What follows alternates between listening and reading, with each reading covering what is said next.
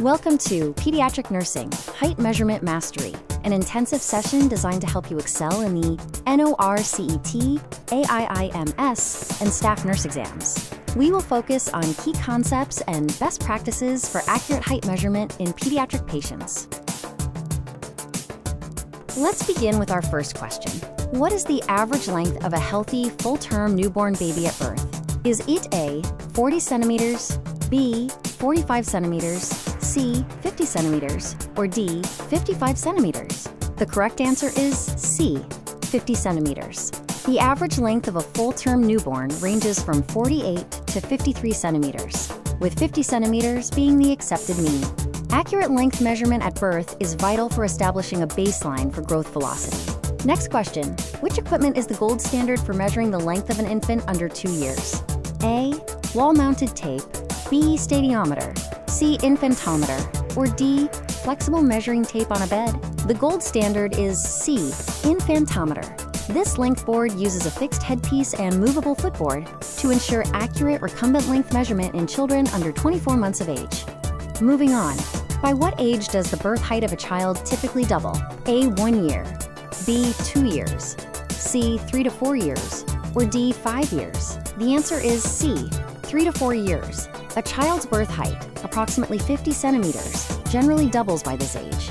This anthropometric landmark is crucial for assessing pediatric development. How much does an infant typically grow in length during the first year of life? Is it A, 10 centimeters, B, 15 centimeters, C, 20 centimeters, or D, 25 centimeters? The correct answer is D, 25 centimeters. The first year of life involves rapid growth, where an infant typically gains approximately 25 centimeters in length. This is the most significant growth phase in the human lifespan. In which position should an infant be placed for length measurement using an infantometer? A, sitting position, B, recumbent supine position, C, prone position, or D, standing position? The answer is B, recumbent supine position. Recumbent length, or lying flat, is the only accurate method for infants who cannot stand, ensuring the head and feet are flat against the measurement boards. Which tool is used for measuring stature or height in children older than 2 years? A, infantometer, B, stadiometer, C, measuring tape on the wall, or D, beam scale? The correct answer is B, stadiometer. For children capable of standing, usually those over 2 years, the stadiometer is used to accurately measure standing height or stature. What is the correct way to position a toddler in a stadiometer? A, heels touching, head tilted forward. B, shoulders, buttocks, and heels against the wall. C, toes pointing outward. Or D, knees bent slightly. The correct positioning is B, shoulders, buttocks, and heels against the wall. Maintaining the Frankfurt horizontal plane is essential, where the eyes look straight ahead and the 3 body points touch the vertical board for accurate measurement. Let's review the role of growth charts. Growth charts are primarily used for which of the following? A, diagnosing illness, B, monitoring growth velocity and percentile tracking, C, calculating dosage, or D, predicting adult height? The correct answer is B, monitoring growth velocity and percentile tracking. Growth charts track the child's pattern against the population, with sudden changes warranting investigation. Next question, how often should a healthy infant's growth be typically measured? A, daily, B, weekly, C, at scheduled well-child visits, or D, yearly only? The answer is C, at scheduled well-child visits. Growth measurements are taken at routine visits, like 1, 2, 4, 6, 9, and 12 months, to track long-term trends. Mid-parental height calculation is used to A, determine birth length, B, predict target adult height, C, assess nutritional deficiency, or D, calculate BMI. The correct answer is B, predict target adult height. Mid-parental height is a genetic calculation used to estimate a child's likely adult height range, useful for evaluating potential short stature. Which of the following is not a source of error in measuring infant height? A, crying infant, B, inadequate extension of the child's legs, C, using a calibrated infantometer, or D, head misalignment with a fixed headpiece? The answer is C, using a calibrated infantometer. This is the correct standard of care. Crying, inadequate leg extension, and head misalignment are all common sources of measurement error. During the second year of life, how much does the child's height increase? A, 5 centimeters, B, 12 centimeters, C, 18 centimeters, or D, 25 centimeters? The correct answer is B, 12 centimeters.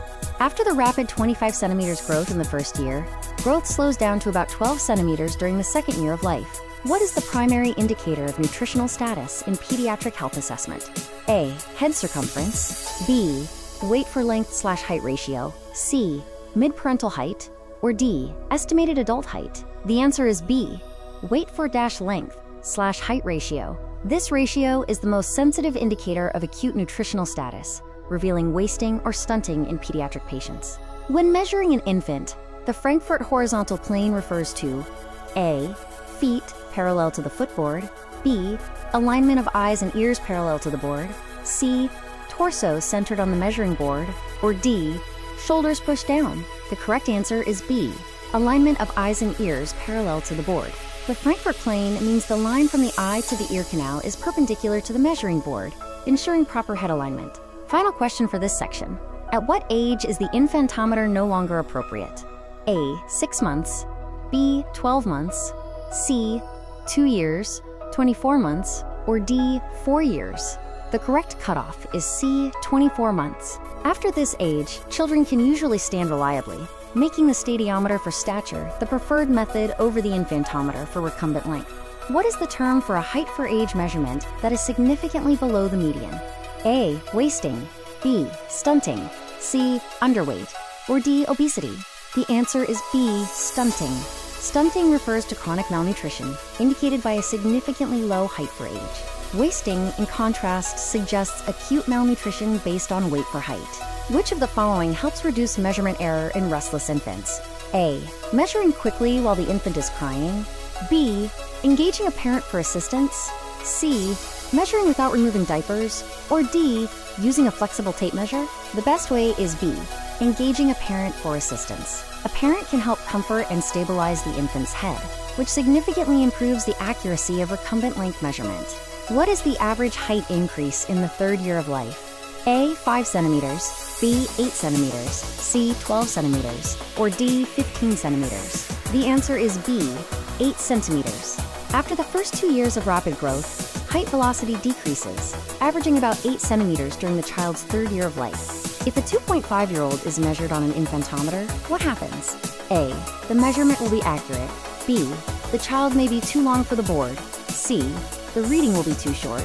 Or D, the infantometer reading will be 2 centimeters less than the stadiometer? The correct answer is B, the child may be too long for the board. Children over 24 months are typically too long and should be measured standing using a stadiometer. The crown heel length is equivalent to A, stature, B, recumbent length, C, mid-arm circumference, or D, sitting height. The answer is B, recumbent length. Crown heel length is the distance measured from the top of the head to the heel when the infant is lying flat. What is an indicator of failure to thrive in an infant? A, weight at 10th percentile, B, crossing down 2 major percentiles on a growth chart, C, height at 50th percentile, or D, weight for length greater than 90th percentile. The indicator is B, crossing down 2 major percentiles on a growth chart. This significant drop suggests a failure to thrive due to inadequate nutrition or underlying medical issues. Before measuring height, which clothing item should ideally be removed? A, diaper, B, shoes and heavy outer clothing, C, shirt, or D, socks? The answer is B, shoes and heavy outer clothing. Removing shoes eliminates additional height, and heavy clothing prevents interference with accurate placement against the measuring device.